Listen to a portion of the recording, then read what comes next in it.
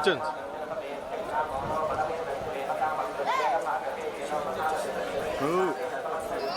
తిరుమల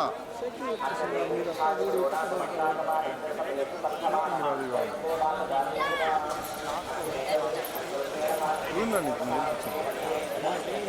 పైన పడిపోతాం. ఉండేదో ఇద్దరం. ఇప్పుడు నేను కిరణ్ శ్రావణ నెట్ట తీసుకుంటాను.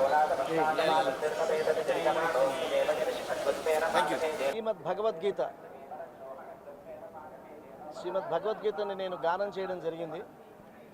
సుమారుగా ఈ భగవద్గీతని ప్రస్తుతం ఒక 25 భాషల్లో విడుదల చేసి వచ్చే సంవత్సరం జూలై 2025 సంవత్సరానికి శ్రీమద్ భగవద్గీతని 100 భాషల్లో, అంటే భారతీయ భాషలే కాకుండా ప్రపంచ భాషలన్నింటిలో కూడా 100 భాషల్లో భగవద్గీతను విడుదల చేసేటువంటి ప్రయత్నం చేస్తున్నాము. రికార్డింగ్ ఇవాళ 18 భాషల్లో భగవద్గీతను రికార్డ్ చేసి స్వామివారికి కృతజ్ఞతలు తెప్పుకుందామని తిరుమల రావడం జరిగింది.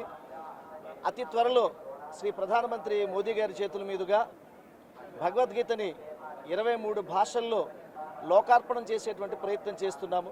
గోవిందుడి యొక్క దయ. ధన్యవాదాలు.